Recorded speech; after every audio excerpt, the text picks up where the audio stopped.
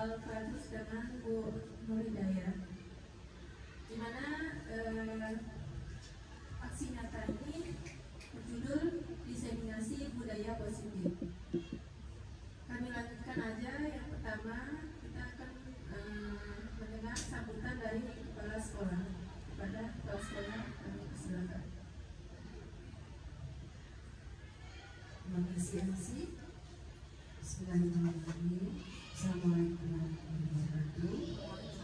Yang saya hormati Bapak Wakil Kepala Sekolah, yang saya hormati ibu-ibu, bapak guru semua, dan saya banggakan CGP saya Pak Alfadus dan Ibu Nur Hidayati.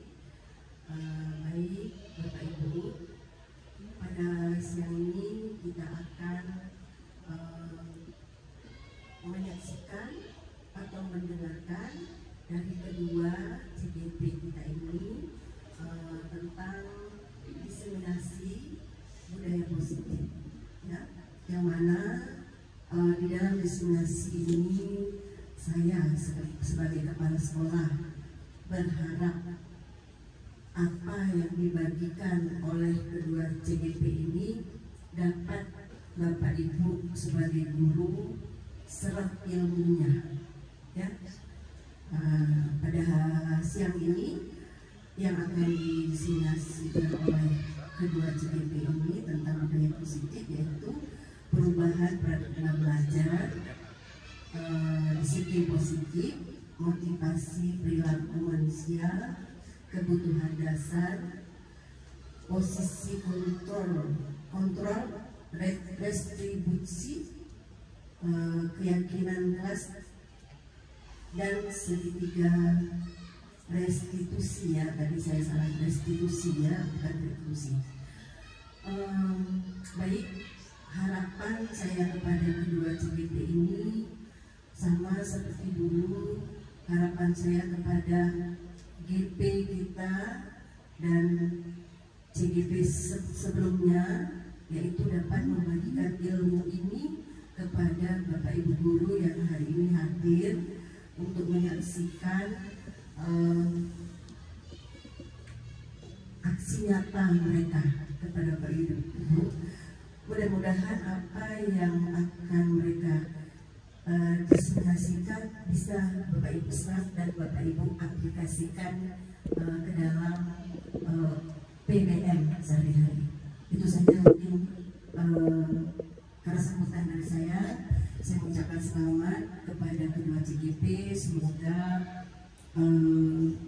sukses, ya, lancar, dan ilmu yang didapat itu bisa diterapkan dalam kehidupan sehari sesuai dengan tuntutan kurikulum kita, kurikulum merdeka zaman sekarang. Baik, lebih kurang mohon maaf. Terima kasih atas kehadiran Bapak Ibu. Wassalamualaikum warahmatullahi wabarakatuh.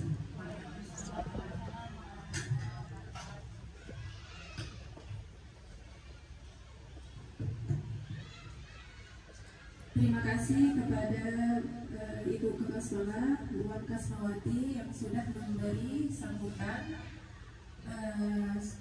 agar kedua CGP kita bisa sukses dan lancar kegiatannya. Amin, amin, ya Rabbal alamin. Kemudian untuk acara selanjutnya kegiatan ini yaitu penyampaian dari CGP tentang diseminasi budaya positif oleh Pak Bu Nur Hidayah dulu, ya. Kepada Bu Nur Hidayah kami persilahkan. Baik, terima kasih MC. Bismillahirrahmanirrahim. Assalamualaikum warahmatullahi wabarakatuh.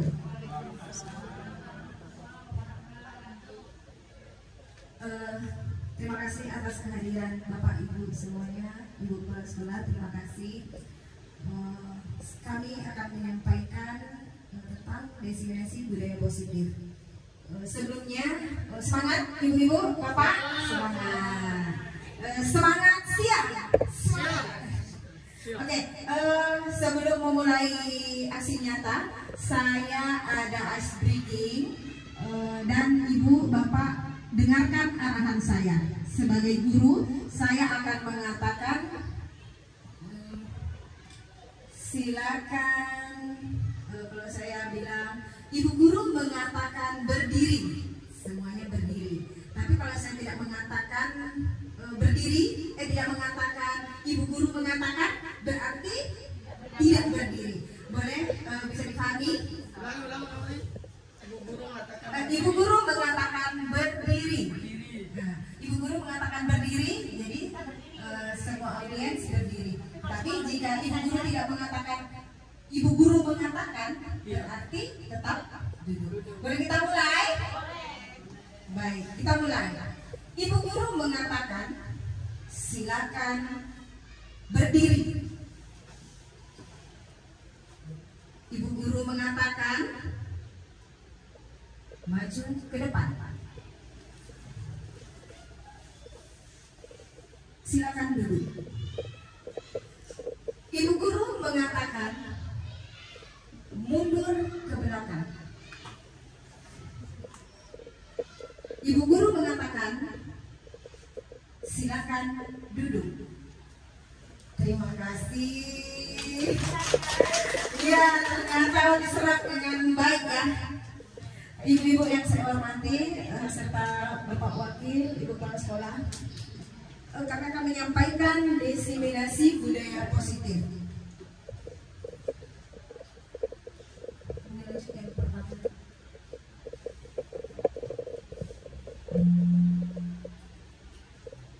Topik dalam eksplorasi konsep pada hari ini adalah ada 6. Karena CGP-nya ada 2, kami akan membagikan 3 topik. Oke? Saya akan menyampaikan 3 topik, yaitu disiplin positif dan nilai-nilai kebajikan universal. Kedua, teori motivasi, hukuman dan penghargaan restitusi.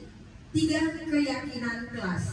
Dan CGP berikutnya, Pak Alfa akan menyampaikan tentang kebutuhan dasar manusia dan dunia berkualitas. Restitusi 5 posisi kontrol.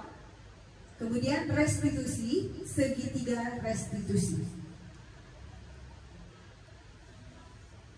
Pembelajaran 2.1, disiplin positif dan nilai-nilai kebajikan universal. Apa kebajikan? Itu yang pertama adalah disiplin. Maksud disiplin dari bahasa Latin adalah belajar. Disiplin diri membuat orang menggali potensinya menuju sebuah tujuan apa yang dia hargai. Namun dalam budaya kita, makna kata disiplin telah berubah menjadi sesuatu yang dilakukan seseorang pada orang lain untuk mendapatkan kepatuhan. Kecenderungan umum adalah menghubungkan kata disiplin dengan ketidaknyamanan, bukan dengan apa yang kita hargai atau pencapaian suatu tujuan mulia. Definisi dari disiplin positif itu sendiri adalah sebuah bentuk penerapan disiplin tanpa kekerasan. Upaya mengkomunikasikan perilaku yang efektif antara orang tua dan anak. Di sini kita sebagai orang tua di sekolah adalah guru. Mengajarkan anak untuk memahami konsekuensi dari perilaku mereka. Nah, selanjutnya, mengajarkan anak tanggung jawab dan rasa hormat ketika berinteraksi dengan lingkungannya. Begitulah disiplin positif. Selanjutnya, nilai-nilai kebajikan universal. Nilai-nilai kebajikan adalah sifat-sifat positif manusia yang merupakan tujuan mulia yang ingin dicapai setiap individu. Nilai-nilai tersebut bersifat universal dan lintas bahasa, suku bangsa, agama maupun latar belakang. Setiap perilaku, perbuatan memiliki suatu tujuan menurut William Glasser pada teori kontrol 1984. Dengan mengaitkan nilai-nilai kebajikan diyakini oleh seseorang, maka motivasi instruksinya intrinsiknya akan terbangun sehingga menggerakkan motivasi dari dalam untuk dapat mencapai tujuan mulia yang diinginkan. Menurut Diane Gosen 1998, nilai-nilai kebajikan yang ingin dicapai oleh setiap anak Indonesia dikenal dengan profil pelajar Pancasila. Ada ingat ibu-ibu profil pelajar Pancasila yang sering kita ajarkan kepada anak ya? Yang pertama, beriman dan bertakwa kepada Tuhan Yang Maha Esa. Ada yang bisa menyebutkan ibu-ibu? Bu Elida? Belajar Pancasila. Oke, kita nyanyi ya. Kita nyanyi. Ikutin saya boleh? Oke. Pelajar Pancasila beriman dan bertakwa pada Tuhan Yang Esa dan berakhlak mulia, berkebinekaan global, gotong royong mandiri, kreatif dan bernalar kritis. Nah, ini anak-anak sudah hafal. Ibu guru sudah hafal? Sudah, terima kasih. Kita lanjut, Pak. Lanjut pembelajaran 2.2, teori motivasi, hukuman dan penghargaan, restitusi. Nah, ini banyak kekeliruan nih tentang hukuman atau penghargaan ya. Teori motivasi, hukuman dan penghargaan menurut Diane Gosen menyatakan ada 3 motivasi perilaku manusia. Yang pertama, motivasi perilaku manusia itu untuk menghindari ketidaknyamanan atau hukuman. Kita termotivasi nih, karena apa? Karena kita menghindari tidak nyaman, tidak kena hukuman, akhirnya kita termotivasi datang tepat waktu, ya kan? Yang kedua, untuk mendapatkan imbalan atau penghargaan dari orang lain. Bisa imbalan itu seperti pujian juga, akhirnya datang tepat waktu, datang ke sekolah tepat waktu ya. 3, untuk menjadi orang yang mereka inginkan dan menghargai diri sendiri dengan nilai-nilai yang mereka percaya. Kalau menurut ibu-ibu, yang ketiga ini menjadi orang yang mereka inginkan maksudnya benar-benar termotivasi dari dalam diri kita sendiri ya. Nah, mudah-mudahan kita termasuk yang nomor 3. Selanjutnya, hukuman dan konsekuensi. Hukuman bersifat tidak terencana dan tiba-tiba. Anak atau murid tidak tahu apa yang akan terjadi dan tidak dilibatkan disiplin dalam bentuk konsekuensi. Sudah terencana atau sudah disepakati, sudah dibahas dan disetujui oleh murid dan guru. Nah, hukuman ini saya berikan contoh. Misalnya ada seorang anak datang terlambat. Anak datang terlambat tanpa kita beritahu terlambat, kita akan langsung hukum. Berdiri di depan kelas tanpa kesepakatan. Itu namanya hukuman. Baik, sekarang konsekuensi. Konsekuensi itu bersifat terencana. Kesepakatan, keyakinan kelas kita. Sepakat, besok keyakinan kelasnya apa? Anak datang tepat waktu. Tiba-tiba dia terlambat. Konsekuensinya mereka harus menerima apa yang diberikan oleh gurunya. Baik, lanjut tentang penghargaan. Menurut Kohn, dari hasil pengamatannya selama ini tentang tindakan memberikan penghargaan yang nilainya sama dengan menghukum seseorang. Penghargaan bisa juga bersifat menghukum ya.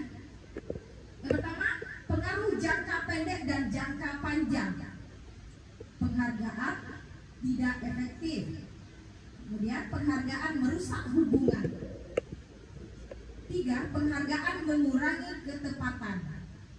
Kemudian penghargaan menurunkan kualitas. Penghargaan mematikan kreativitas. Demi mendapatkan penghargaan, akhirnya mematikan kreativitas seseorang. Penghargaan itu bersifat menghukum, bisa jadi. Kemudian motivasi dari dalam diri atau intrinsik. Lanjut. Nah, ini dia tadi tindakan guru ini. Oh, dalam senada dia hukuman. Mencatat 100 kali di dalam buku kalimat, saya tidak akan terlambat lagi karena terlambat ke sekolah. Hukuman ya. Hukuman. Kemudian lari mengelilingi lapangan basket 2 kali karena terlambat hadir di sekolah. Ternyata itu termasuk hukuman. Bapak Ibu, kira-kira kita ini termasuk penghukum atau tidak? Tidak ya. Ada konsekuensinya ya. Nah, tiap-tiap kelas mempunyai keyakinan kelas, kesepakatan kelas ya. Baik. Selanjutnya, murid diminta untuk push up 15 kali karena tidak menggunakan masker ke sekolah. Termasuk hukuman. Menggantikan kertas tugas teman yang telah dicoret-coret. Termasuk konsekuensi. Iya. Membersihkan tumpahan air di meja tulis karena tersenggol pada saat belajar. Termasuk konsekuensi. Murid disuruh untuk mengenakan sepatu seharian di sekolah karena tidak mengenakan sepatu hitam. Termasuk hukuman. Lari mengelilingi lapangan basket 2 kali karena terlambat 10 menit untuk pelajaran PJOK. Nah, karena dia sudah terlambat, konsekuensinya dia harus lari. Nah, ada pertanyaan nih. Kalau misalnya ada anak tidak memakai sepatu hitam, lalu ada seorang guru mengatakan pulang dan ambil sepatu sesuai dengan apa yang sudah ditentukan sekolah. Kira-kira konsekuensi apa hukuman? Konsekuensi. Baik. Kesepakatan. Baik. Kita lanjut Pak. Apa perbedaan hukuman dan konsekuensi? Kita masuk pada hukuman. Hukuman itu ternyata, Ibu, Bapak, hukuman itu ternyata sesuatu yang menyakitkan harus terjadi. Kira-kira kita mau tidak dihukum? Tidak mau. Sebagai guru juga kita tidak mau ya dihukum ya, karena menyakitkan. Kemudian membuat anak sakit fisik maupun hati untuk jangka waktu lama. Nah, tertekan juga ya kan anak-anak. Kira-kira kalau lari itu berbentuk apa Ibu? Push up itu berbentuk hukuman, berbentuk apa? Fisik ya. Nah, pernah kita lakukan di kelas? Tidak. Baik. 02 best lah. Ya, tapi kalau itu sudah konsekuensinya, kesepakatan pada saat itu boleh dilakukan. Ya, oke. Anak membenci kedisiplinan. Nah, jadi mereka akhirnya marah. Kemudian paksaan. Nah, hukuman itu ternyata berbentuk paksaan. Kenapa paksaan? Karena tidak ada kesepakatan awal antara guru dan anak. Makanya mereka jadi terpaksa. Ya kan? Kemudian mendorong anak menyakiti diri sendiri. Karena sudah terpaksa, akhirnya membuat mereka sakit hati sendiri. Harus melakukan apa yang kita berikan hukuman itu. Konsep diri yang buruk. Kemudian anak belajar untuk menyembunyikan kesalahan. Nah, akhirnya mereka menjadi pembohong. Karena apa Ibu? Karena sering dihukum. Karena takut disalahkan, takut dimarah, takut dihukum. Akhirnya yang tadinya benar mereka melakukan kesalahan, akhirnya mereka berbohong, menutupi kesalahannya. Marah. Ya, tentu. Karena dihukum, siapa yang tidak marah? Rasa bersalah, dipermalukan di depan kelas. anak-anak diperlakukan atau dimarah depan teman-teman, tentu mereka merasa dipermalukan, tak dihargai, merasa tidak dihargai. Kira-kira sudah jelas ya tentang hukuman. Kita lanjut dengan konsekuensi. Hukuman, kalau hukuman sesuatu yang menyakitkan harus terjadi, tetapi pada konsekuensi memang sesuatu harus terjadi. Iya, membuat anak merasa tidak nyaman dalam jangka waktu pendek. Kalau hukuman dalam jangka waktu panjang. Konsekuensi, anak menghargai disiplin. Nah, mereka lebih bertanggung jawab untuk disiplin. Oh ya, konsekuensinya karena mereka sendiri yang buat. Stimulus atau tanggapan, bukan terpaksa. Kemudian mendorong anak agar mudah menyesuaikan diri. Nah, kalau pada hukuman konsep diri buruk, tetapi pada konsekuensi konsep diri yang baik. Anak belajar untuk mematuhi peraturan, sehingga pada hukuman mereka menyembunyikan kesalahan, sedangkan pada konsekuensi anak belajar untuk mematuhi peraturan. Selanjutnya pada konsekuensi kehilangan hak, dibuat tidak nyaman, diasingkan untuk sementara saja. Ya, tidak merasa bersalah tidak terlalu lama. Apa itu restitusi? Restitusi adalah proses menciptakan kondisi bagi murid untuk memperbaiki kesalahan mereka. Nah, jadi anak yang berbuat salah, kita perbaiki kesalahannya, bukan malah kita mencari-cari kesalahan, sehingga mereka bisa kembali pada kelompok mereka dengan karakter yang lebih kuat. Nah, setelah kita panggil, kita berikan restitusi. Dalam restitusi nanti ada 3 penyelesaiannya. Nah, setelah kita panggil, mereka akan menjadi kembali kuat dan menjadi diri mereka sendiri. Restitusi juga merupakan proses kolaboratif yang mengajarkan murid untuk mencari solusi untuk masalah mereka dan membantu murid berpikir tentang orang seperti apa yang mereka inginkan atau tujuan mulia, dan bagaimana mereka harus memperlakukan orang lain.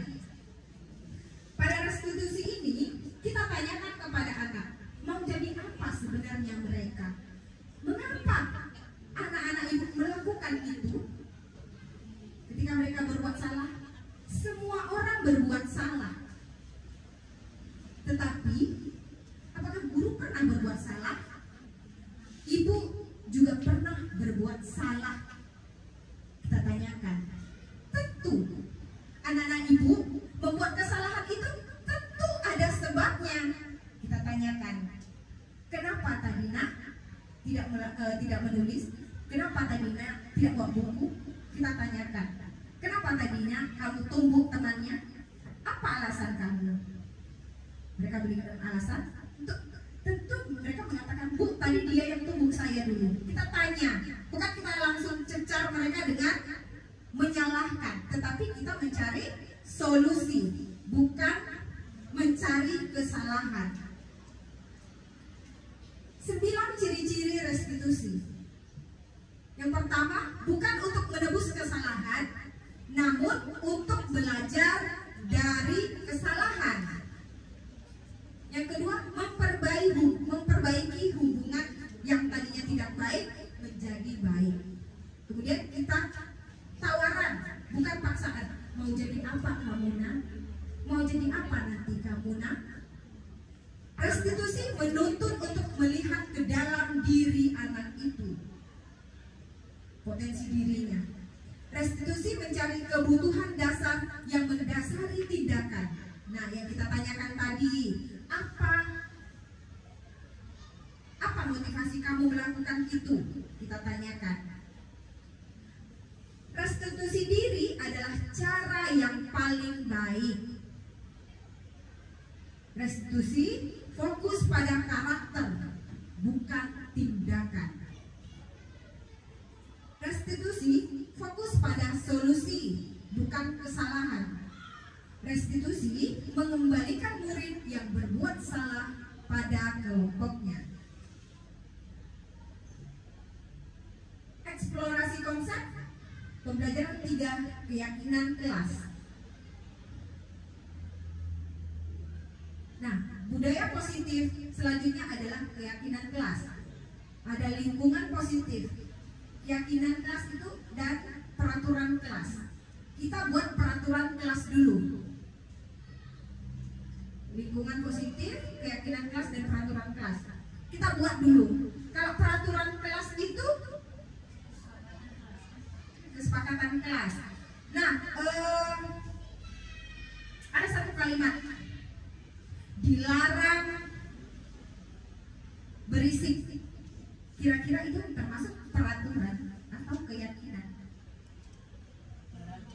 Peraturan apa keyakinan? Peraturan. Karena ada bahasa dilarang. Tetapi kalau di keyakinan kelas atau di keyakinan kelas atau kesepakatan kelas, diharap tenang, ada ujian. Apalagi contohnya kalau peraturan, dilarang membuang sampah sembarangan. Peraturan. Kalau keyakinannya, buanglah sampah pada tempatnya. Kalau keyakinan kelas ini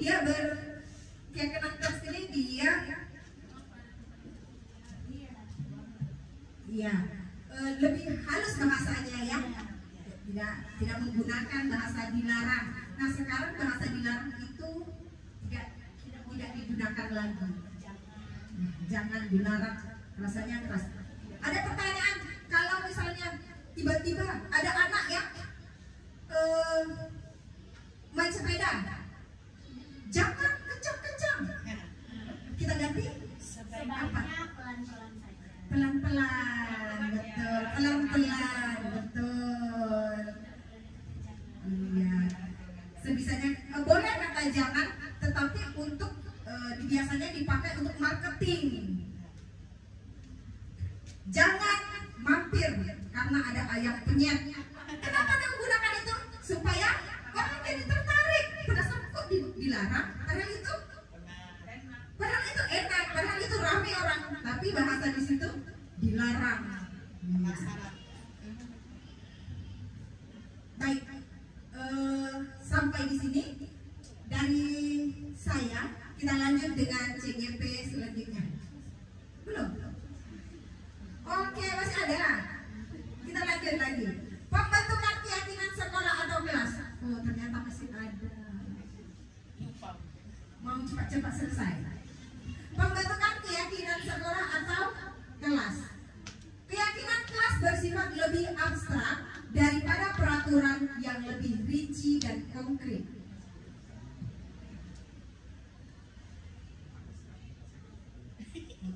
Keyakinan kelas berupa pernyataan universal.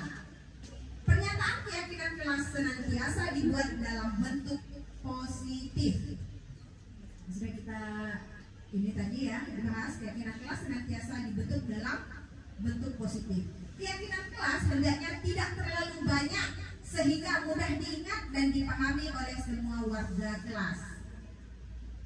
Keyakinan kelas sebaiknya sesuatu yang dapat diterapkan di lingkungan tersebut. Semua warga kelas hendaknya ikut berkontribusi dalam pembuatan keyakinan kelas lewat kegiatan curah pendapat. Selanjutnya, bersedia meninjau kembali keyakinan kelas dari waktu ke waktu. Biasanya itu kami lakukan di kelas, saya pribadi, sebelum masuk pelajaran itu terus diingatkan, ya kan Bu? Agar mereka ingat konsekuensi apa ketika melihat mereka langgar.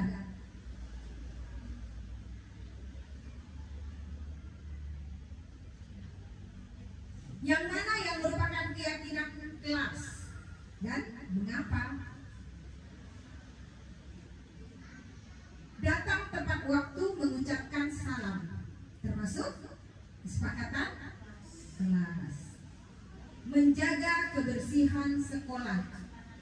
kesepakatan. Kesepakatan. Berdoa sebelum dan sesudah kegiatan. Aktif dalam pembelajaran dan tertib. Kesepakatan semua ya? Iya. Kami guru dan murid yang saling menyayangi. Kami murid yang semangat belajar. Kami murid yang peduli dengan teman-teman. Nah, boleh nih untuk referensi kita di dalam kelas ya. Kalau ibu-ibu yang belum melaksanakan kesepakatan kelas, mungkin ini bisa kita jadikan referensi juga.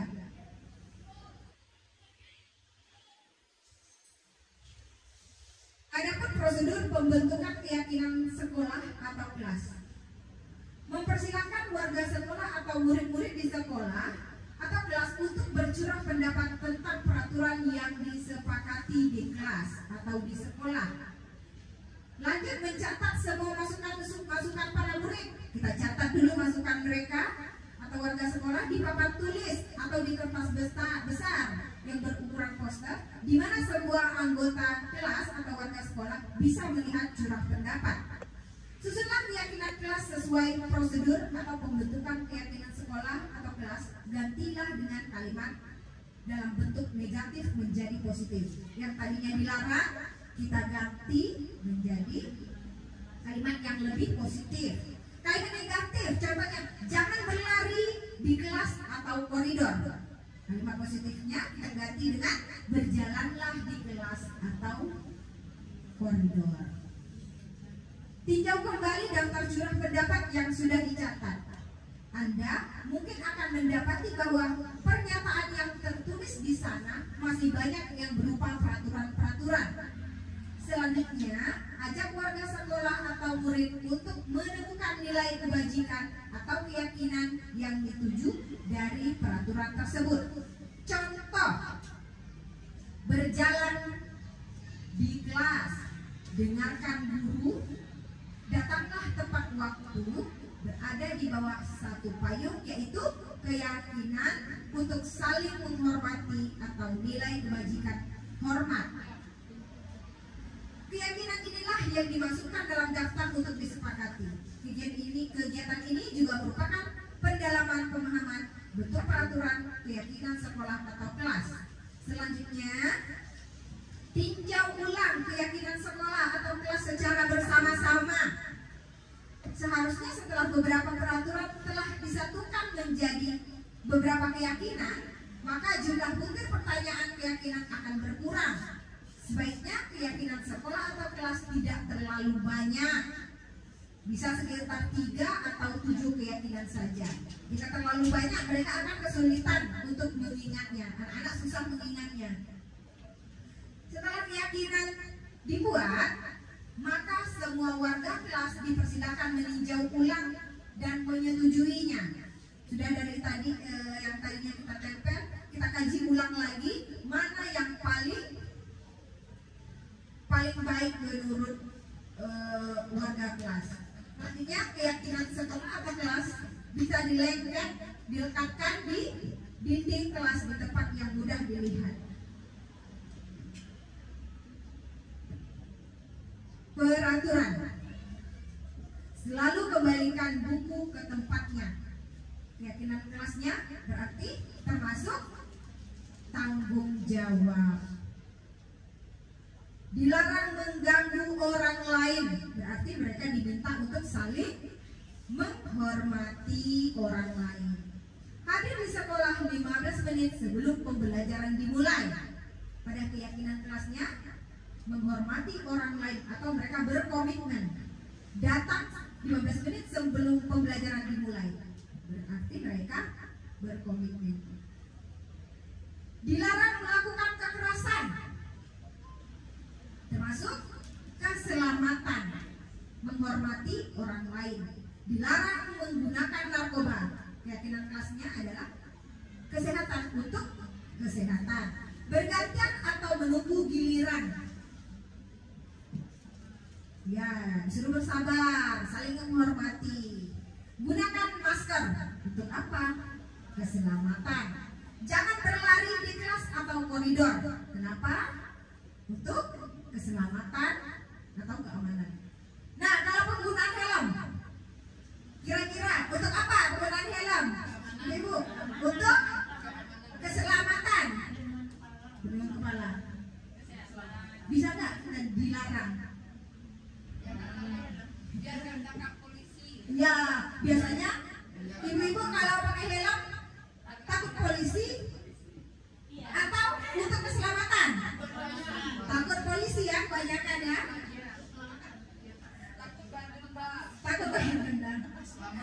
Ya. Pakai helm untuk keselamatan.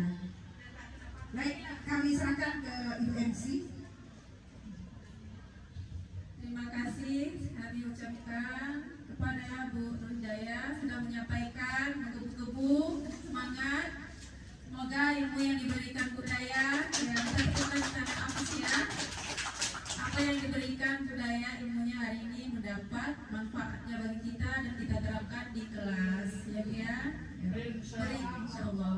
Berikut kita akan menyaksikan ya ulasan dari Pak Alfa ya, materi tentang pembelajaran 4, 5 dan 6. Pada Pak Alfadrus kami persilakan.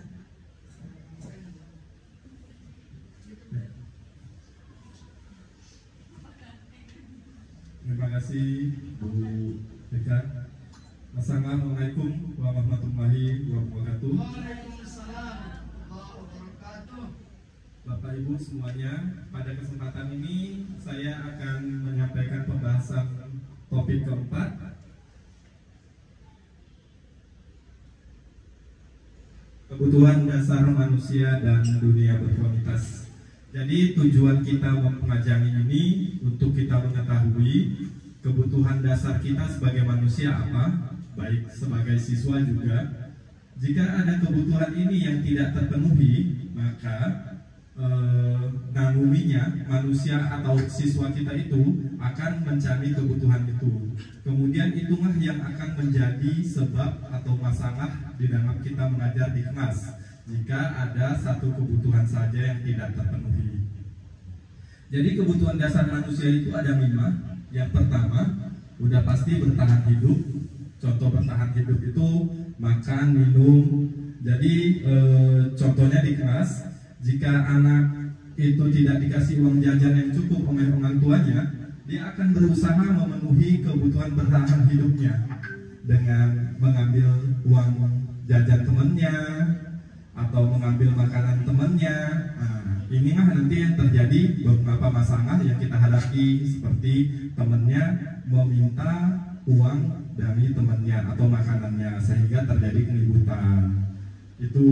Yang kedua, kasih sayang dan rasa diterima. Jadi jika siswa kita di kelas itu kekurangan kasih sayang, baik di rumah maupun di sekolah, dia akan mencari kebutuhannya ini biasanya dengan mengganggu teman atau mencari perhatian. Di sinilah tugas kita sebagai pendidik untuk bisa memahami itu. Biasanya anak-anak yang seperti ini yang dari rumahnya orang tuanya sudah ada masalah atau broken home seperti itu. Jadi yang ketiga yaitu kesenangan. Jadi kadang kita melihat kalau kita sedang menjelaskan di kelas, ada beberapa anak yang suka bermain-main karena dia mencari kesenangannya, dan pada dasarnya kodrat mengajar anak itu memang banyaknya masih bermain, terutama untuk SD. Jadi jika kebutuhan bermainnya ini tidak terpenuhi, akhirnya dalam mengajar timbullah masalah itu. Jadi kita sebagai guru harus jeli untuk melihat ini. Makanya kita sesekali lakukan ice breaking dan permainan di kelas. Tujuannya seperti itu. Yang keempat itu kebebasan. Jadi terkadang dalam memberikan tugas atau mengajar ke anak, kita tidak boleh terlalu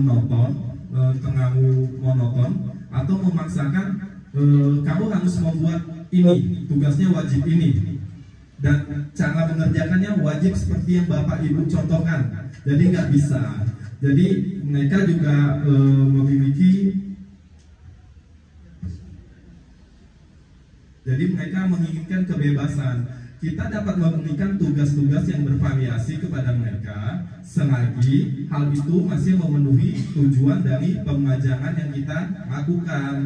Dapat contohnya dalam bentuk hasil kerja atau produk. Hasil kerja atau produk itu bisa berbeda-beda tergantung minat mereka masing-masing. Itu contoh kebebasan dalam kita mengajar kepada anak. Terus penguasaan. Udah menjadi sifat manusia untuk ingin menguasai satu sama lainnya.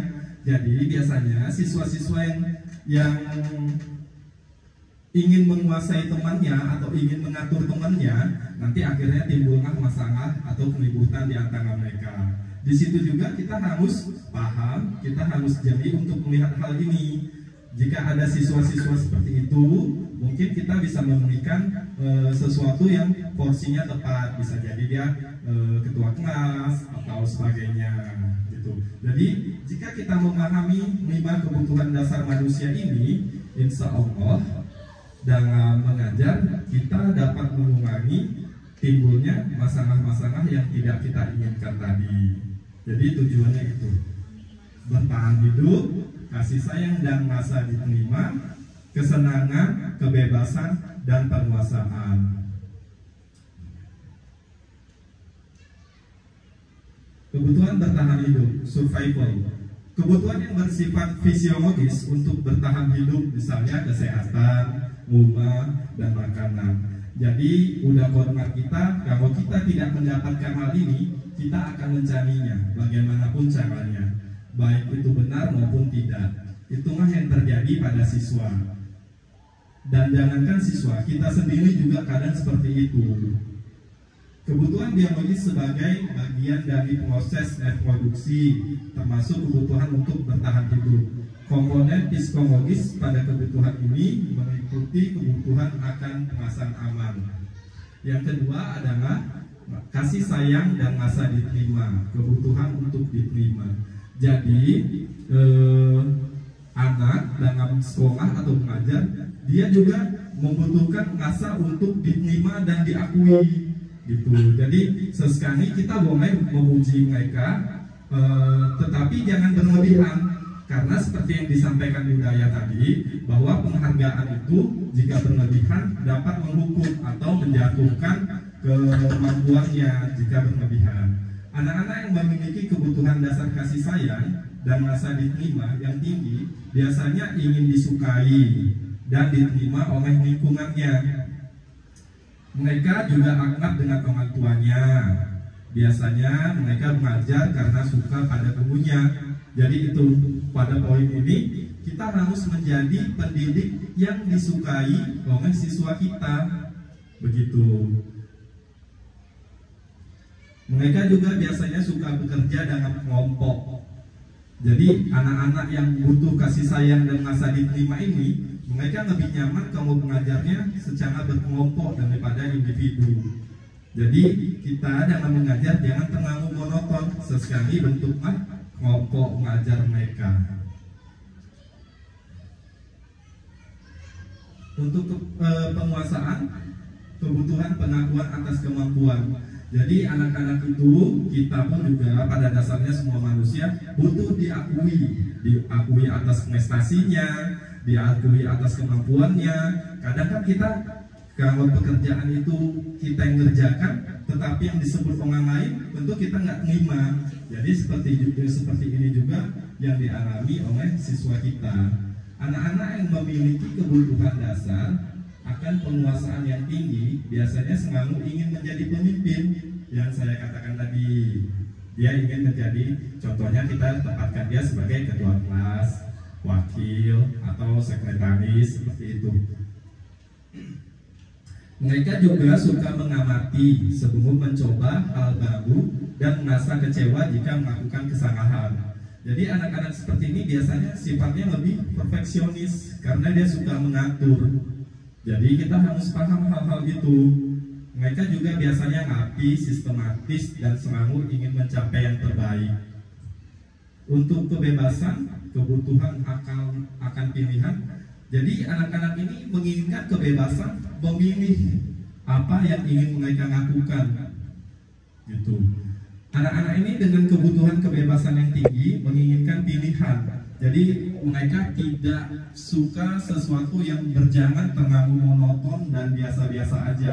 Mereka maunya kegiatan yang bervariasi, bergerak, suka mencoba hal-hal yang baru, tidak terpengaruh terhadap orang lain, dan senang mencoba hal yang baru dan menarik gitu. Jadi contohnya pengajarannya bisa kita variasikan dari model pengajaran bersifat demonstrasi, praktek, prakarya, dan sebagainya. Kesenangan, kebutuhan untuk merasa senang. Jadi anak-anak datang ke sekolah, pikirannya tidak selalu semuanya untuk mengajar saja. Mereka juga mencari kesenangan bermain dengan teman-temannya, kesenangan dengan gurunya. Kalau gurunya saja sudah tidak menyenangkan, jadi motivasi mereka datang dari rumah tidak terpenuhi. Akhirnya mereka akan mencari kesenangan-kesenangan yang dapat memuaskan mereka. Terjadilah masalah-masalah yang sering kita hadapi itu. Anak-anak dengan kebutuhan dasar kesenangan yang tinggi biasanya ingin menikmati apa yang dilakukan. Mereka juga ingin berkonsentrasi tinggi saat mengerjakan hal yang disenangi. Mereka suka permainan, suka mengoleksi barang, suka bergumam, suka melucu, dan juga menggemaskan. Jadi dengan mengajar kita bisa juga kok menerapkan permainan. Contoh, kalau memang pun kita ingin mengambil nilai pengetahuan anak, kita bisa lakukan seperti penerapan kuis ranking 1 di kelas. Jadi mengajar sekaligus bermain. Jadi sudah terpenuhi kebutuhan kesenangan mereka.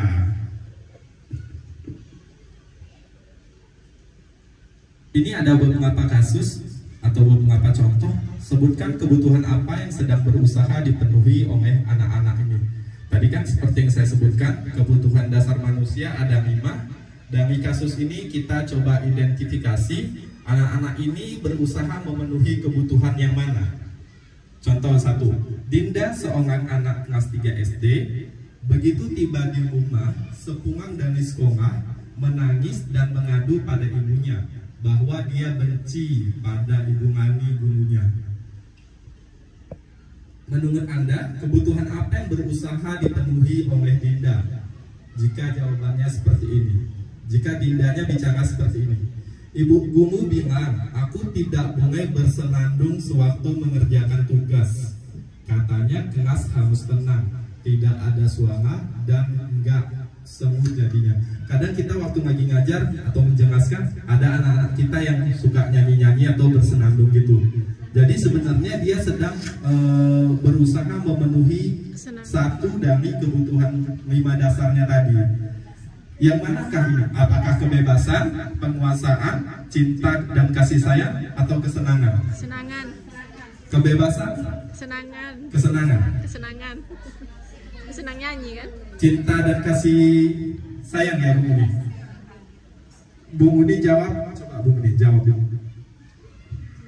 Cinta dan kasih sayang, karena dia minta perhatian dari gurunya. Pada kata yang mana menjelaskan minta perhatian? Dia sambil bernyanyi-nyanyi supaya didengar sama gurunya dan teman-teman lainnya. Oke, terima kasih Bu Mudi. Bu Mudi memberikan pendapat kan cinta dan kasih sayang. Ada pendapat yang berbeda nih sepertinya. Kesenangan. Kesenangan. Ya. Ibu jawab kesenangan. Boleh Ibu ngasih pendapatnya Bu? Dia suka nyanyi. Menurut pendapat saya dari kalimat itu, kan tadi kata kesenangan itu belajar sambil bermain kan, jadi dia sambil belajar, dia sambil bernyanyi supaya belajarnya lebih menyenangkan gitu. Jadi saya pilih kesenangan. Tepuk tangan dong untuk Ibu Kesenangan. Ibu mimpi kesenangan. Ada yang ingin menyampaikan pendapatnya lagi? Baik.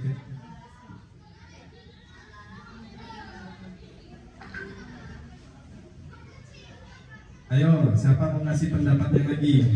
Gak apa-apa, kita sama-sama. Bu Idel menjawab kebebasan. Oh, beda. Kenapa tuh Bunda?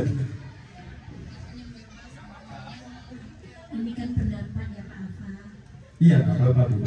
Kalau kebebasan maksudnya gini, tujuan pembelajarannya apa? Tujuannya misalnya ke A. Jadi anak ini bebas memilih cara dia menuju ke A itu mungkin dengan cara bersenandung kecil kan, itu tidak dibuat bernyanyi besar kan, bersenandung. Berarti bersenandung itu kan tidak dengan suara yang berteriak-teriak. Dia bersenandung, jadi dia bebas bebas ya mau gimana ya? Bebas berekspresi, begitu. Berekspresi. Oke, gitu ya. Oke, jadi saya simpulkan ada 3 jawaban berbeda. Bu Muni tadi cinta dan kasih sayang ya, Bu. Bu Wan kesenangan, Bu Del kebebasan. Coba kita lihat jawabannya, budaya. Ya, tepuk tangan untuk Ibu. Jawabannya kesenangan. Kesenangan. Kenapa? Di saat itu dia sedang bosan. Dia mau cari sesuatu yang menyenangkan untuk dia. Makanya dia bersenandung. Gitu ya. Coba soal kedua, budaya. Oke, untuk kasus kedua, Dinda seorang ini perbedaannya di percakapannya saja. Menurut Anda kebutuhan apa? Ya, itunya sama ya. Di sini Dinda mengatakan, Ibu guru tidak menyapaku hari ini. Padahal aku pakai jepit rambut baru. Cinta dan kasih sayang. Sepakat?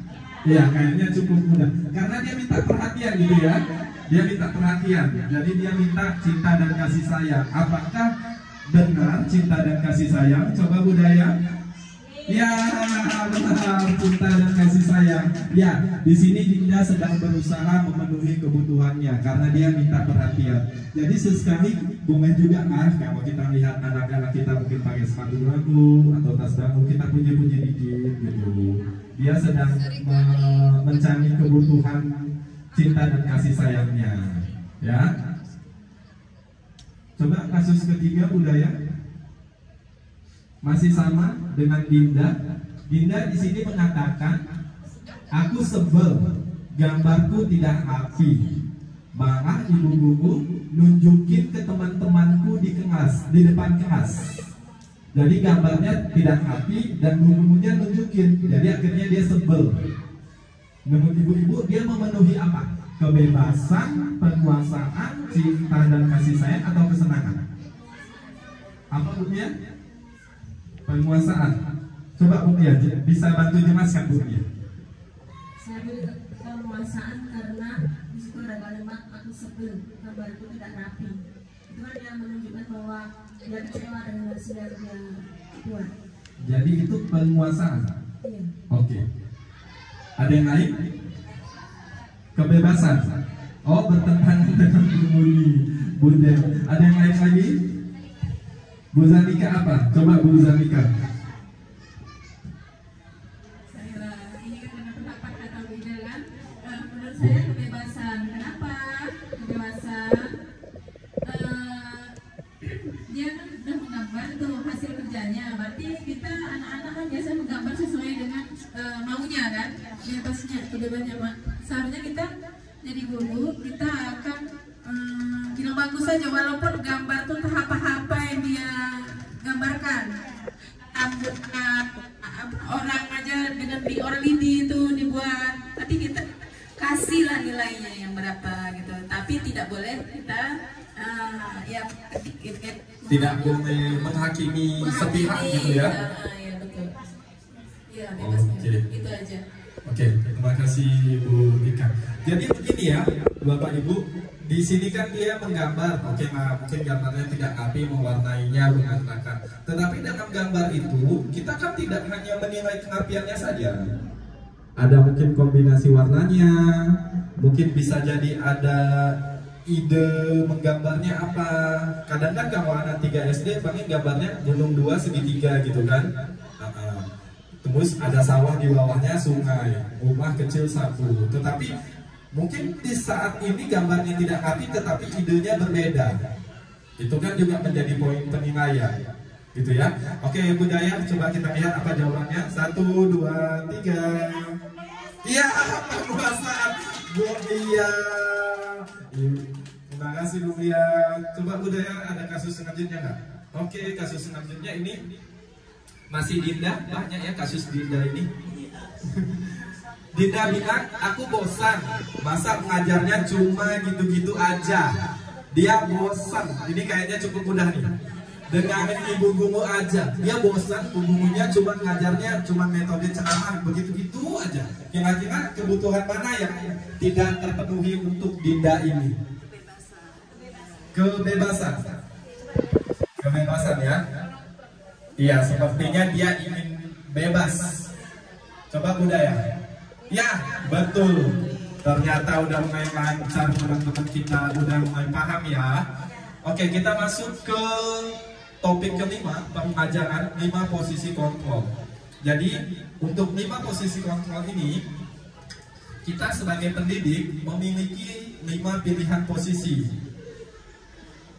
Ya, dengan posisi kelima adalah posisi yang tertinggi atau posisi paling ideal. Sayangnya, kita selama ini kebanyakan masih berada pada posisi 1 dan posisi 2. Dan kami akui juga, saya dan budaya mengakui, mungkin Bu Medi juga mengakui, merasa tertampar dengan mengikuti CGP ini, ternyata kami berada di posisi 1 dan 2. Seperti itu ya Bu Medi, kurang lebih. Jadi semoga dengan materi ini dapat menyadarkan kita untuk kita mendapatkan posisi yang lebih baik lagi. Oke budaya, coba. Oh ini video budaya. Putarkan videonya Bapak Ibu, kita saksikan dulu penjelasan video ini.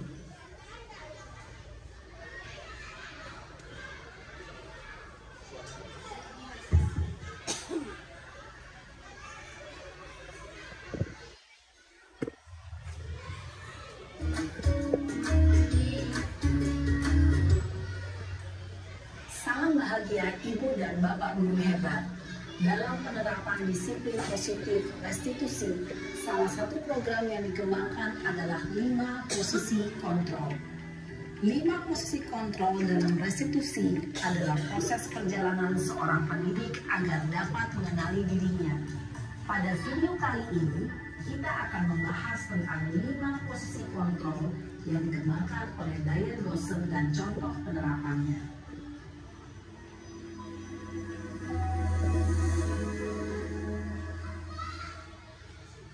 5 posisi kontrol itu adalah 1. Posisi penghukum, 2. Posisi pembuat merasa bersalah, 3. Posisi teman, 4. Posisi pemantau atau monitor, dan 5. Posisi manajer. Untuk lebih memahami kelima posisi tersebut, mari kita saksikan kasus Naren yang terlambat hadir 20 menit di sekolah dan melihat bagaimana kelima posisi kontrol dalam menghadapi masalah tersebut. Posisi 1, posisi penghukum ya.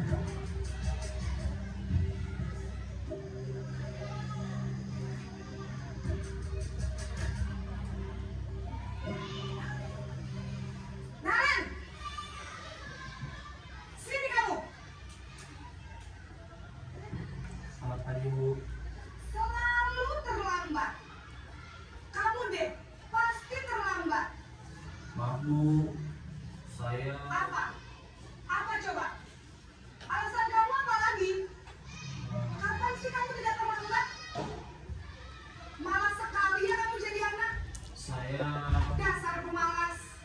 Gak kapok-kapok sih kamu. Sudah berapa kali terlambat? Sana, kamu keliling lapangan basket 2 kali. kenapa saya harus ke lapangan basket Bu? Kenapa? Kamu lawan ibu. Berani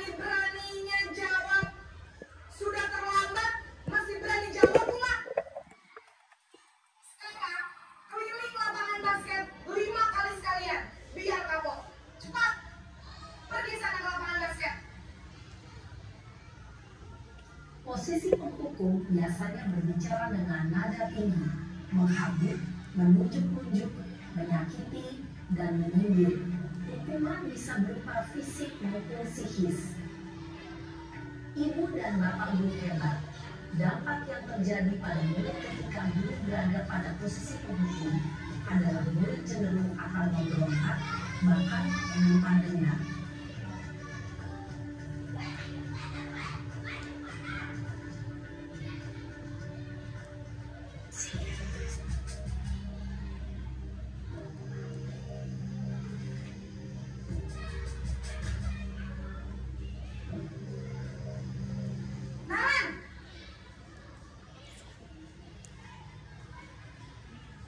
Selamat pagi, Bu.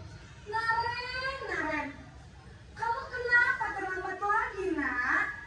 Ya Tuhan, Naren, kamu senang ya bikin ibu susah ya? Kalau kamu terlambat lagi, nanti ibu yang ditegur bapak kepala sekolah, nak. Disangka ibu tidak bisa membina kamu. Duh, gimana ini? Maaf, Bu. Duh, Gusti Naren, kamu suka ya kalau ibu ditegur bapak kepala sekolah? Terus, sekarang ibu harus tulis apa ini di buku absen? Ini kamu sudah sering terlambat loh. Ibu harus apa coba? Maaf, Bu. Maaf sekali. Ya sudah, lain kali jangan bikin ibu susah lagi ya, nak ya. Ibu tidak akan kuat lagi kalau kamu begini terus. Bisa jantungan kalau ibu ditegur bapak kepala sekolah. Sana cepat ke kelas. Maaf ya, Bu. Maaf sekali. Posisi membuat rasa bersalah berbicara dengan nada tenang, cenderung lembut. Namun kata-kata yang diutarakan membuat murid merasa menjadi orang yang gagal, memandang buruk dirinya sendiri, merasa tidak berharga, dan tidak sanggup membahagiakan orang lain. Ketika guru mengambil posisi pembuat rasa bersalah, murid akan menganggap dirinya yang bersalah dan ia akan menyimpan emosi negatif tersebut di dalam dirinya.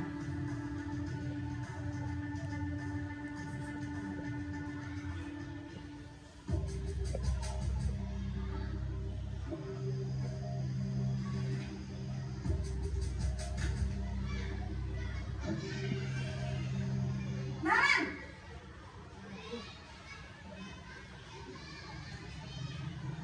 Selamat pagi, Bu. wah, sudah jam berapa ini, nak? Terlambat lagi ya, sayang. Iya, Bu. Habis ibu saya lupa bangunkan saya, Bu. Kamu malah menyalahkan ibu kamu. Kamu bukannya anak yang larinya paling kencang. Kok terlambat sih? Iya, Bu. Saya memang terlambat bangun tadi. Jadi, biarpun saya lari kencang, tetap nggak kekejar, Bu. Ya sudah sana. Nanti lain kali larinya lebih kencang lagi ya. Biar gak terlambat lagi. Bikin seneng ibu. Demi ibu. Bisa kan? Bisa lah, Bu. Ya sudah sana masuk kelas. Ibu beresin urusan absen kamu. Kamu ini ada-ada saja. Dalam posisi teman, guru berbicara dengan nada suara ramah, akrab, cenderung bersenda gurau untuk menjaga suasana tetap santai. Murid akan merasa senang, aman, dan akrab dengan guru. Identitas yang tercipta adalah identitas sukses atau berhasil. Namun, perlu diingat, karena ini masih dorongan eksternal, maka ada faktor ketergantungan dari murid kepada orang tertentu. Di sini guru absennya, sehingga di lain waktu murid bisa berperilaku baik, namun hanya kepada orang-orang tertentu saja.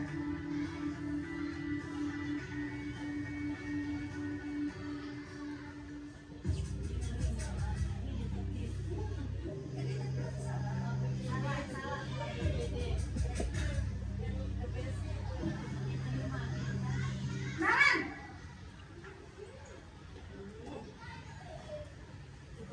Selamat pagi, Bu. Naren, apa peraturan sekolah kita tentang jam berapa kita harus masuk sekolah, nak? Kita harus di sekolah jam 7, Bu. Iya betul, sekarang sudah jam 7.20. Naren sudah tahu konsekuensinya jika terlambat hadir. Paham, Bu. Saya harus tinggal kelas pas jam istirahat selama 20 menit. Iya benar, konsekuensinya demikian. Jadi nanti jam 9.30 pas istirahat, kamu harus tinggal di kelas, kerjakan tugas tambahan untuk ketertinggalan kamu, ya? Baik, Bu. Posisi pemantau mengandalkan penghitungan atau data untuk mengontrol murid. Guru mengarahkan murid berdasarkan peraturan dan konsekuensi. Seorang pemantau menunjukkan bahasa tubuh dan ekspresi wajah yang datar dan cenderung formal.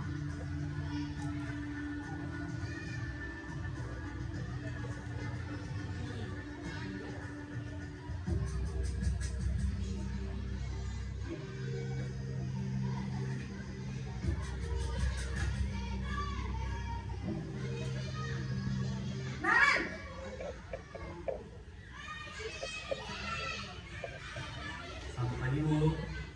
Selamat pagi, Naren. Maaf, Bu. Saya terlambat. Iya, sekolah masuknya jam 7, sekarang sudah jam 7.20. Jadi sekarang bagaimana ini, Naren? Maaf, Bu. Saya lupa setel alarm saya semalam. Baiklah, menurut kamu, keyakinan sekolah yang mana yang perlu kamu tingkatkan? Menghargai diri sendiri dan orang lain mungkin ya, Bu. Setuju. Jadi, apakah Naren meyakini prinsip saling menghormati tersebut? Iya, Bu. Saya meyakininya. Apakah Naren bersedia memperbaiki masalah keterlambatan ini? Bersedia, Bu. Bagaimana kamu akan perbaiki masalah keterlambatan ini? Saya akan coba untuk tidak lupa menyetel alarm saya, Bu. Baik, kalau Naren lupa menyetel alarm di rumah, ada orang yang kira-kira bisa bantu mengingatkan tidak? Ada, Bu. Kakak saya, Kak Emma. Ada lagi selain Kak Emma? Selain Kak Emma, ada ibu saya. Baik, jadi yang mengingatkan Naren adalah Kak Emma dan ibu kamu ya? Kira-kira akan mulai setel alarm kapan nih, Naren? Setelah pulang sekolah, akan segera saya lakukan. Baik, jadi Naren akan setel alarm untuk bangun besok pagi dan akan diingatkan oleh kakak dan ibunda Naren ya. Ada lagi yang mungkin perlu dilakukan, Naren, agar tidak terlambat bangun lagi? Tidak ada, Bu. Baik, Naren, terima kasih untuk kerjasama kamu. Sekarang kamu perlu kembali ke kelas untuk belajar. Baik, Bu. Terima kasih. Posisi manajer adalah posisi kontrol yang disarankan untuk membimbing murid memiliki sikap disiplin yang positif, yaitu murid yang mandiri, bertanggung jawab, dan dapat memecahkan masalah. Tujuan dari posisi ini adalah agar murid dapat merefleksi atas tindakannya. Guru akan dengan tulus memberikan pertanyaan-pertanyaan bermakna, sehingga murid dapat belajar dari kesalahannya dan mencari sebuah solusi untuk menyelesaikannya. Ibu dan Bapak guru hebat, setelah mengamati adegan kelima posisi kontrol tadi, kira-kira posisi mana yang paling ideal?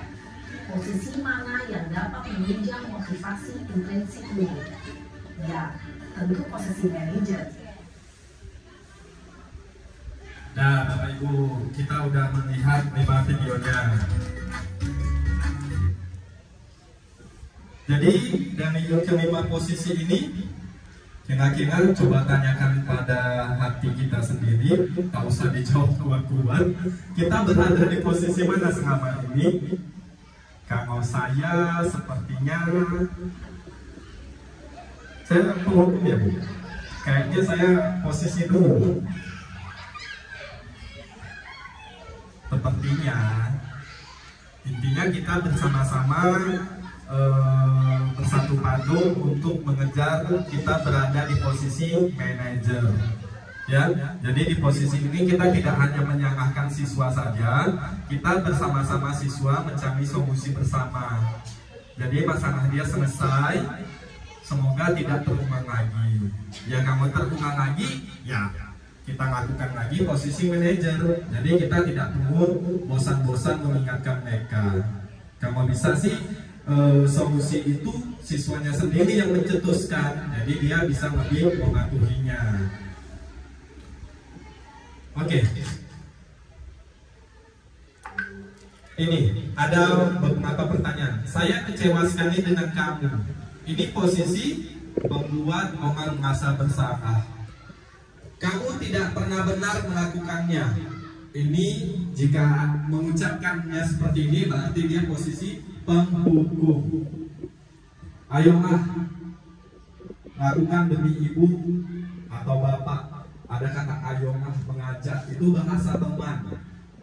Sebenarnya untuk posisi teman ini udah cukup baik, cuma siswanya nanti ketergantungan. Dia ketergantungan sama kita. Di saat kita yang piketnya bukan kita, dia bertingkah lagi gitu. Jadi kurang baik tapi sudah cukup baik lah. Apakah kamu mau mendapatkan stiker bintang hari ini? Ini pemantau. Jadi setiap siswa melakukan hal yang baik dikasih penghargaan berupa bintang.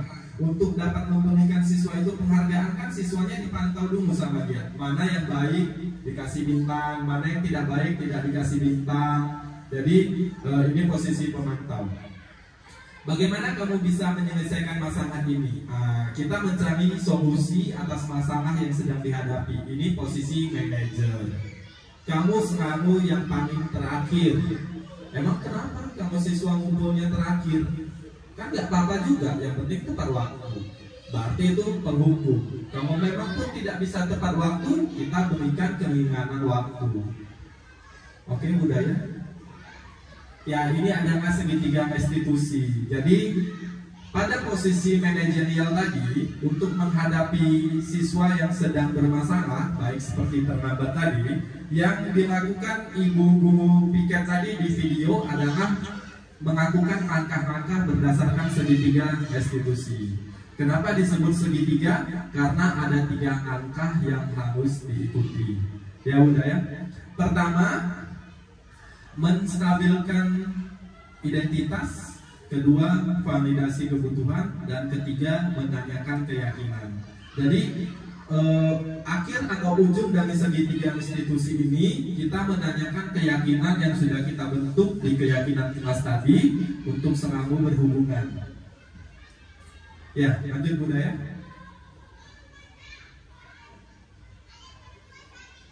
Guru berkata berbuat salah. Ini contoh pada rangka menstabilkan identitas. Dia ada 3. Yang pertama, menstabilkan identitas. Contoh percakapannya begini.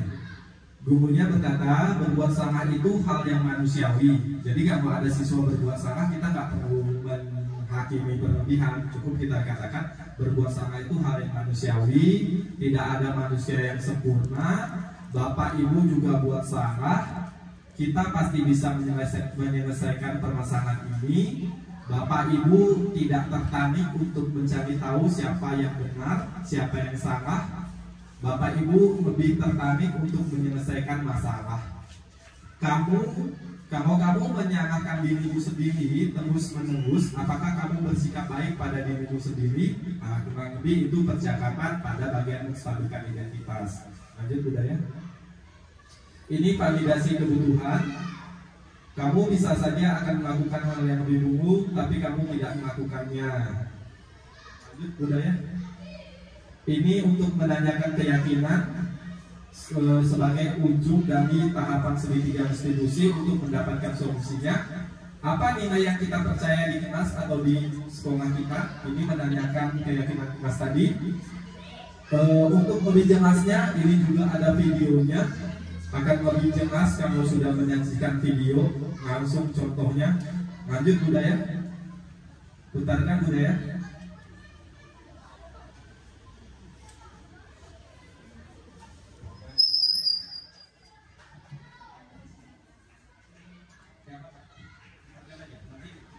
Kita stop.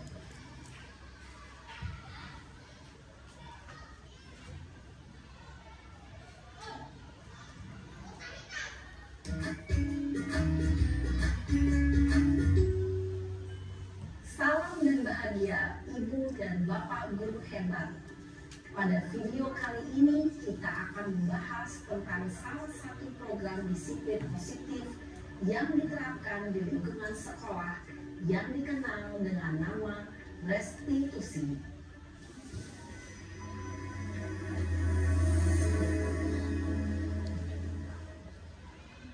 Restitusi dikembangkan oleh pakar pendidikan Diane Goshen berlandaskan pada teori kontrol Dr. William Gleiser. Segitiga restitusi adalah suatu proses dialog yang dijalankan oleh guru atau orang tua agar dapat menghasilkan murid yang mandiri dan bertanggung jawab.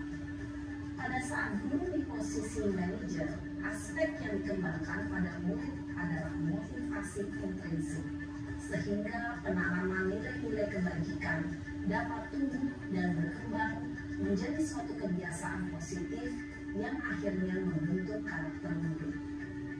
Proses dialog ini terdiri dari 3 langkah yang digambarkan pada ketiga sisi pada segitiga restitusi.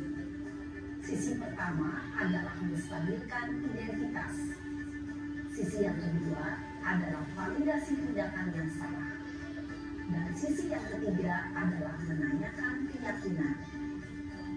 Ibu dan Bapak guru, berikut ini akan ditunjukkan bagaimana seorang guru berada dalam posisi manajer menggunakan penerapan segitiga restitusi.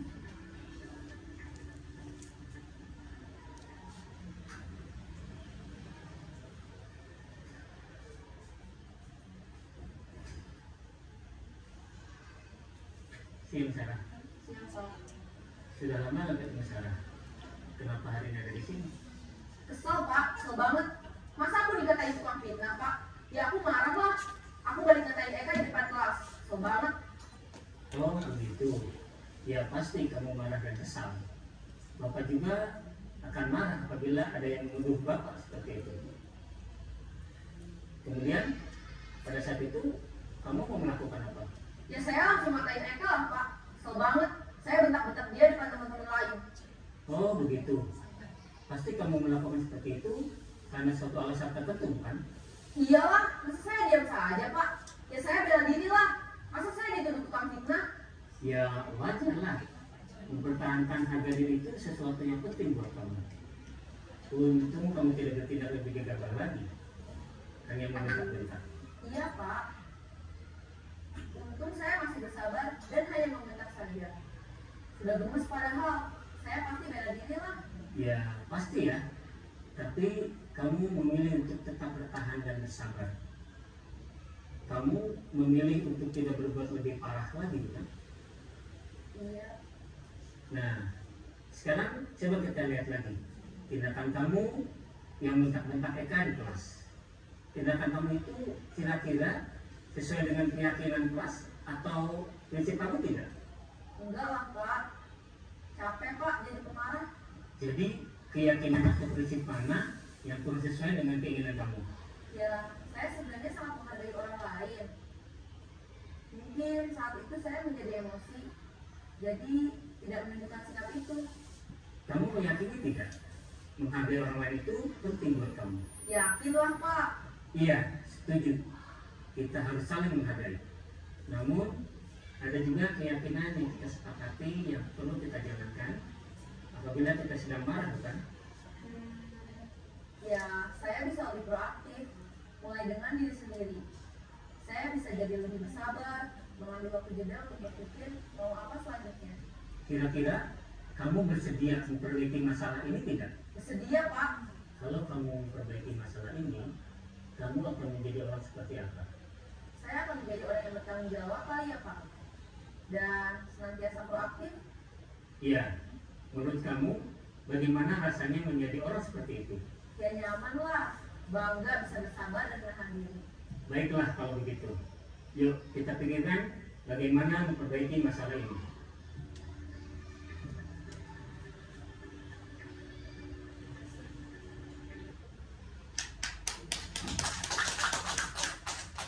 Ya Bapak Ibu, cukup sekian. Tadi juga sudah dilihat untuk segitiga restitusinya. Semoga Apa yang kami sampaikan, saya dan budaya dapat kita lakukan ke anak-anak kita. Semoga kita juga menjadi pendidik yang semakin baik ke depannya. Amin. Untuk selanjutnya saya serahkan kepada Ibu MC. Terima kasih Pak Alpa, terima kasih budaya sudah memberikan materi hari ini.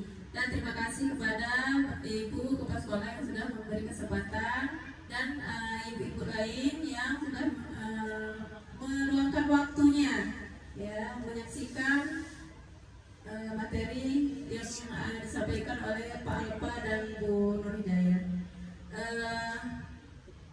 Semoga apa yang disampaikan Pak Alpa dan Bu Nur Hidayat bisa kita terapkan di kelas dan di sekolah kita. Ya, terima kasih. Sekian dari saya. Kesalahan itu hanya milik manusia ya. Yang kebenaran adalah milik Allah Subhanahu Wa Taala. Jadi saya minta maaf jika ada salah ucap untuk membawa acara hari ini. Terima kasih. Saya akhiri dengan wassalamualaikum warahmatullahi wabarakatuh.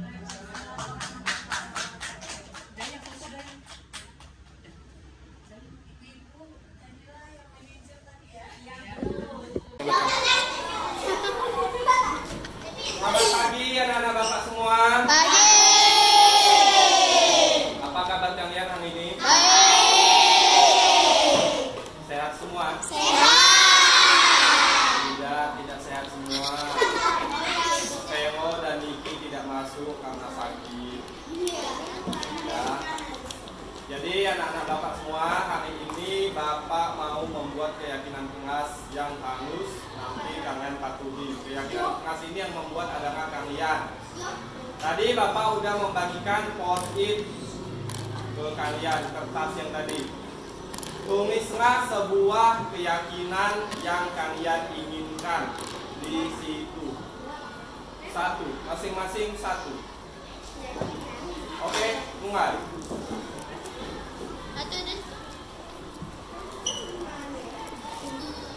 Tulis nggak Bagas? Ayo Albian.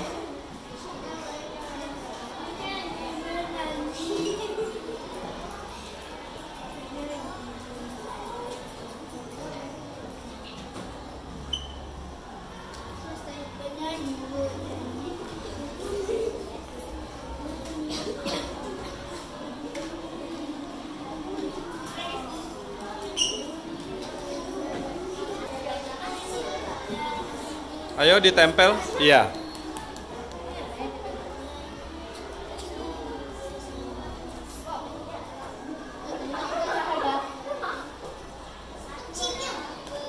Nggak mesti ternganggu tinggi kalau nggak bisa.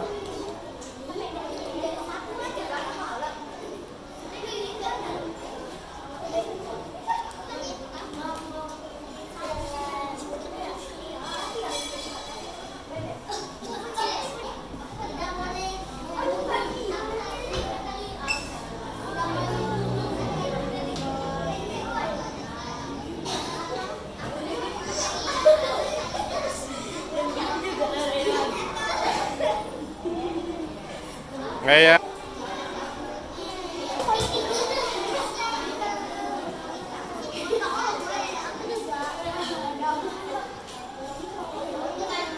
nggak mesti tinggi-tinggi loh, nggak ada juga yang nyungut tinggi-tinggi.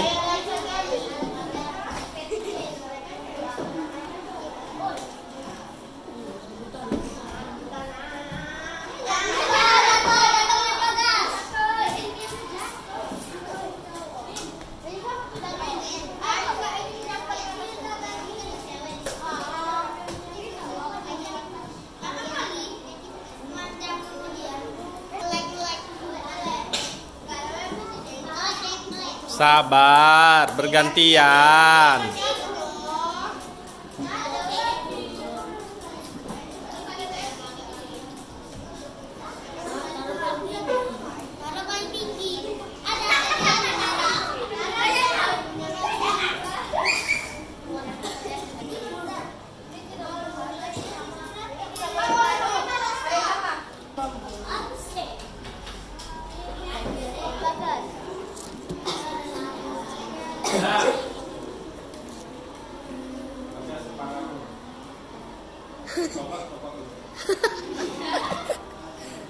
Kamu udah memberikan pendapat kamu terhadap keyakinan keras yang ingin kamu lakukan. Sekarang Bapak membantu kamu mencatatkannya karena banyak bagian yang sama. Bagian 1.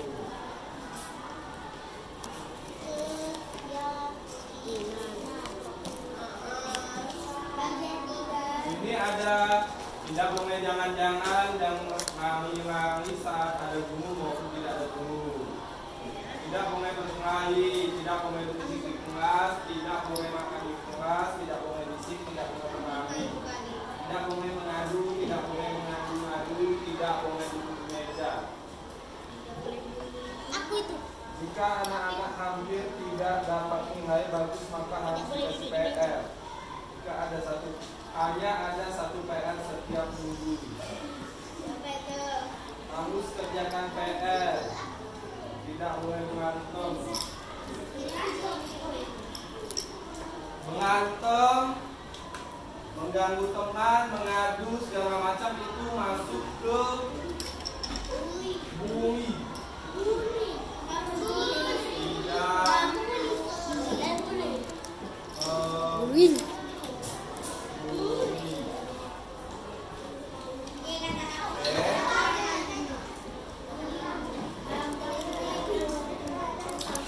Piket kebersihan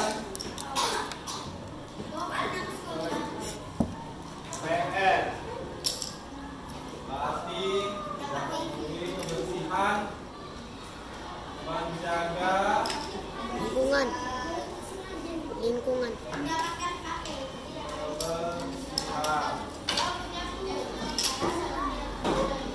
Ketiga,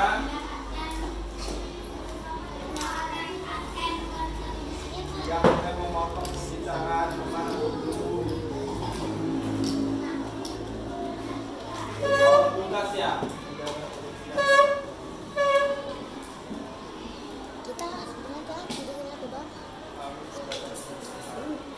Membuat tugas. Membuat tugas atau PR termasuk latihan. Oke?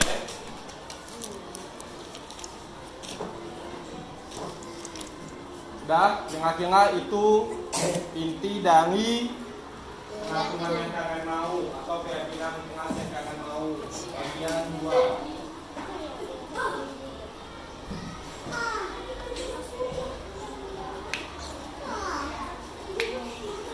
Ini kan masih dalam kalimat yang negatif.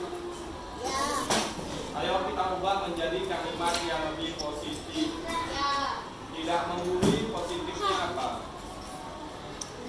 Tidak boleh menggunakan kata tidak.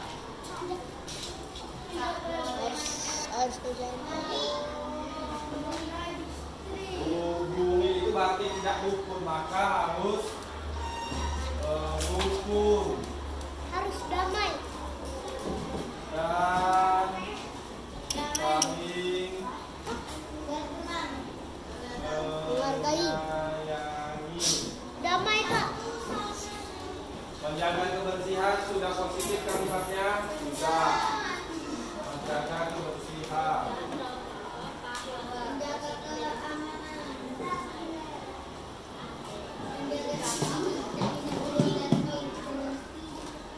Oke, dan ketiga membuat PR atau tugas.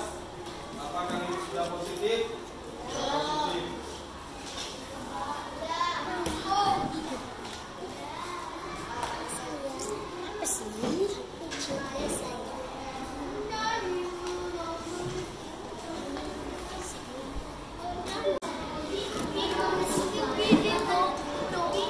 Ya, bagian tiganya.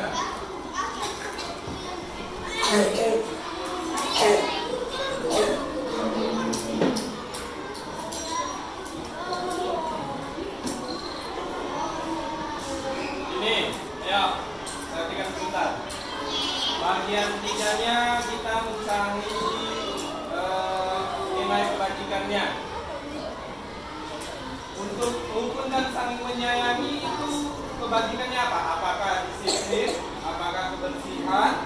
Apakah itu untuk ketertiban? Yang mana?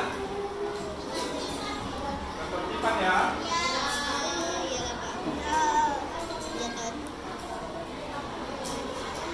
Menjaga kebersihan untuk kebajikannya kebersihan.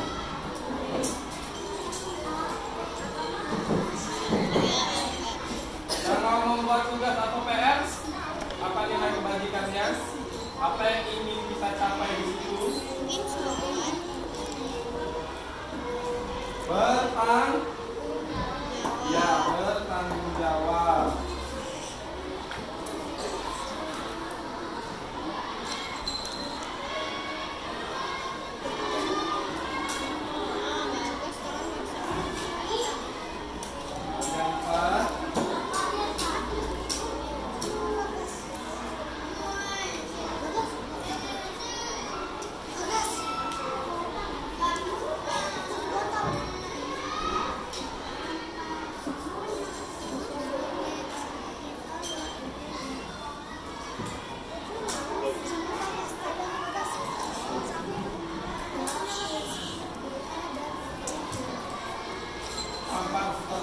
Dan tidak tampak seperti.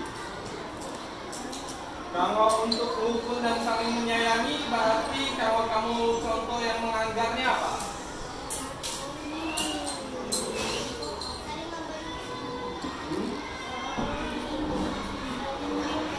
Berarti kebalikan dari tidak membuli. Berarti membuli.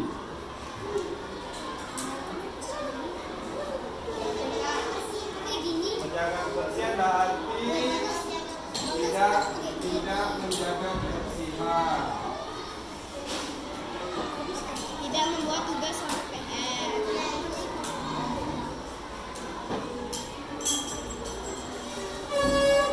Tidak buat tugas.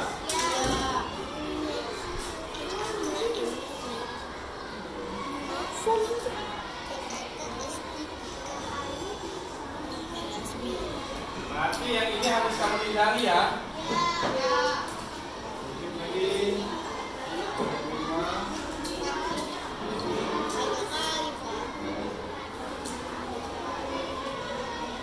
Tugas. Tugas guru dan siswa. Untuk nomor 1 ketertiban itu tugas siapa ya? Siswa, terus siapa lagi? Dan bapak juga harus menjaga ketertiban. Terus kebersihan juga siapa? Ya, siswa. Yang mau membuat tugas? Siswa.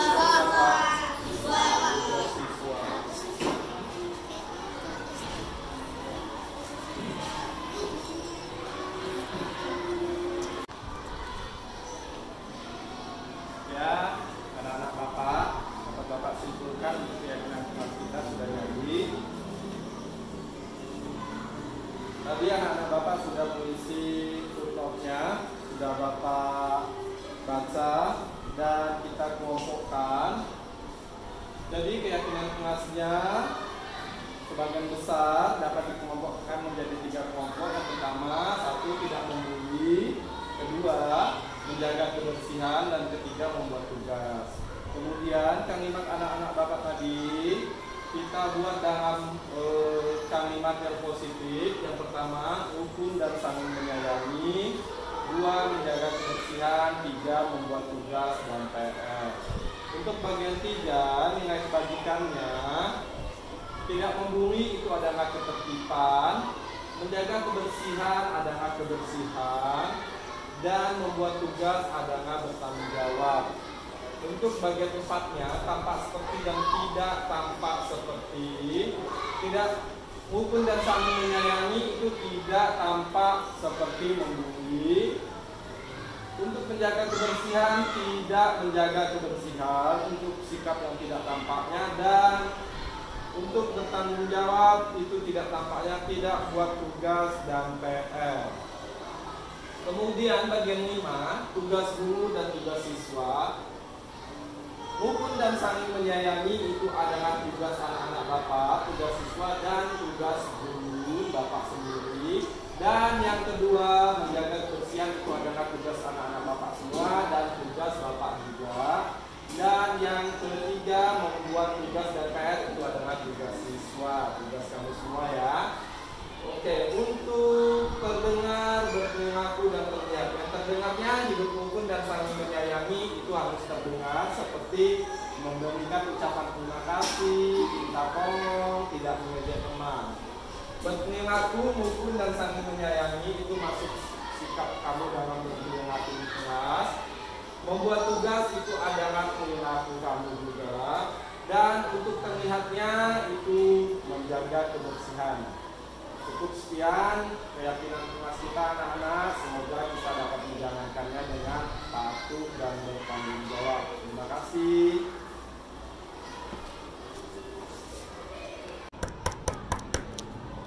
Iya, siapa ya? Masuk. Oh ya, Bagas. Duduk Bagas. Siang Bagas, ada apa nih? Tumben kamu tidak buat PR. Kenapa kali ini? Tidak ada PR-nya, tidak buat, atau hanya tinggal di rumah saja? Tidak buat PR, Pak. 3. Oh, tidak buat PR. Pasti lagi banyak kegiatan dan capek ya.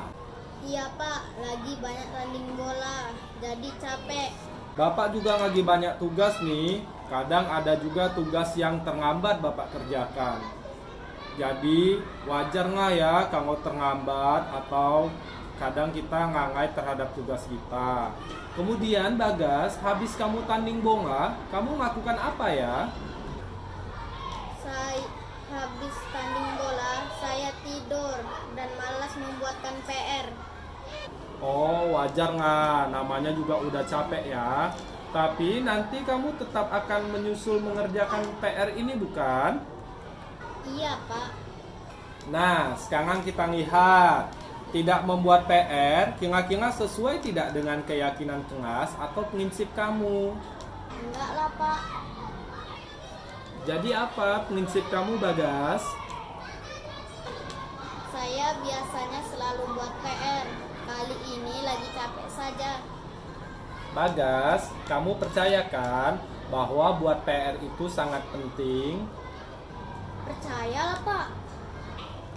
Ya benar, kita harus selalu kerjakan tugas kita. Walaupun Bagas sedang sibuk dan capek ada kegiatan tanding bola, tapi membuat PR juga tetap penting ya. Iya, Pak. Saya harus bisa membagi waktu. Kira-kira kamu bersedia untuk selalu buat PR, Bagas? Bersedia, Pak. Kalau kamu selalu buat PR, apa yang akan kamu peroleh, Bagas? Lebih pintar dong, Pak. Baiklah Bagas, kamu boleh kembali ke kelas dan selalu kerjakan tugas ya. Terima kasih, Pak. Saya kembali ke kelas. Bagas, tadi kamu sudah dipanggil Pak Alfa karena kamu tidak membuat PR. Bagaimana perasaan kamu setelah menghadap ke Pak Alfa? Awalnya saya takut akan dihukum Pak Alfa. Ternyata Pak Alfa hanya menasehati saya dan memberikan kesempatan untuk saya memperbaiki diri. Saya menjadi semakin semangat dalam belajar. Siapa ya? Masuk. Assalamualaikum. Oh Bima, waalaikumsalam Bima. Silakan duduk Bima.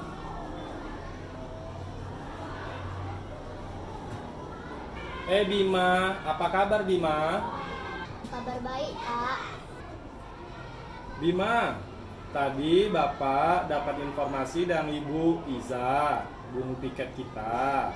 Tadi di gerbang Bu Iza jumpa Bima. Katanya pagi ini Bima datang terlambat lagi ya? Pak, saya datang terlambat. Oh, datang terlambat lagi. Akhir-akhir ini Bima sering datang terlambat ya? Ya Pak, saya datang terlambat lagi karena saya bangun kesiangan. Datang kesiangan lagi? Kira-kira kenapa ya tuh Bima kamu sering bangun kesiangan? Tadi malam saya lambat tidur Pak. Lambat tidur? Emang kamu ngapain tadi malam Bima? Saya nonton TV Pak sampai larut malam. Nonton TV sampai larut malam? Ayah dan ibu kamu tidak menyuruh kamu tidur? Ayah dan ibu sudah suruh saya tidur, tapi saya masih bandel tetap nonton TV.